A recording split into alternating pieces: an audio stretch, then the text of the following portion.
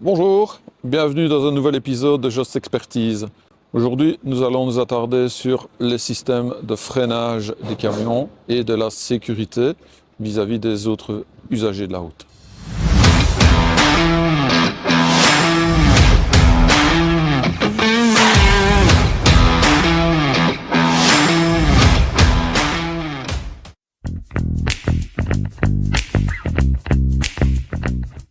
Tout d'abord, c'est la masse du véhicule qui est différente. Donc une voiture est à peu près aux alentours d'une tonne et demie, voiture standard, tandis qu'un camion, quand il est chargé au maximum de ses capacités, il est à 44 tonnes. Donc ça fait quand même beaucoup de voitures pour le poids d'un seul camion. Oui, le système de freinage d'un camion est plus fort. Il y a plusieurs systèmes qui peuvent être ajoutés l'un à l'autre pour dire d'augmenter encore la capacité de freinage, mais c'est surtout la masse qui fait la différence. Ça, c'est le point vraiment numéro 1.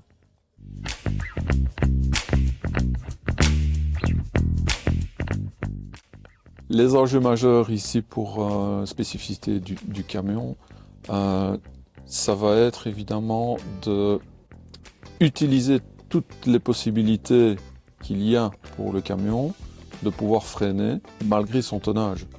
Donc on va avoir de l'anticipation, donc avoir plus de distance de sécurité, utiliser son frein moteur, utiliser son ralentisseur, utiliser la boîte en rétrogradant et en dernier lieu uniquement alors utiliser le frein traditionnel, la pédale de frein.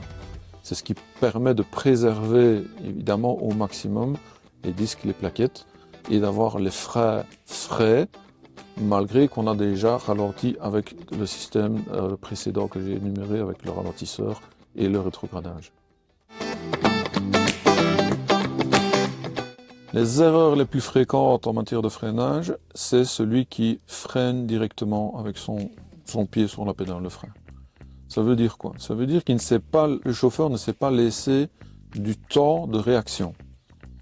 Donc, la distance de sécurité qui est de minimum 50 mètres entre chaque véhicule, aussi bien véhicule léger que véhicule poids lourd, si le chauffeur ne garde pas cette distance-là, et que sa distance est beaucoup plus raccourcie, il n'aura absolument pas le choix dans l'anticipation, dans le rétrogradage, dans le frein moteur et dans le ralentisseur. Il n'aura que le choix de freiner directement.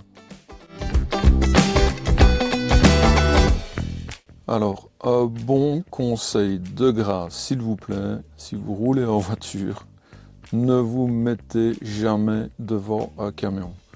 Essayez au maximum, si vous devez dépasser et puis pour sortir, restez derrière un camion. Évitez de rester entre deux camions qui se suivent. N'oubliez pas que justement la masse est différente d'un camion par rapport à votre voiture. Si vous devez freiner, le véhicule qui est derrière n'aura pas la même distance de freinage que vous.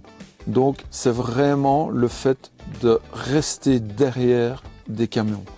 Si vous devez vous lancer par contre devant un camion, accélérez très fort ou bien alors mettez-vous derrière. Voilà pour cet épisode. J'espère que ces conseils pourront vous servir au quotidien et que la cohabitation entre usagers de la route sera plus efficace. Je vous souhaite bonne journée et à bientôt dans un prochain épisode de Just Expertise.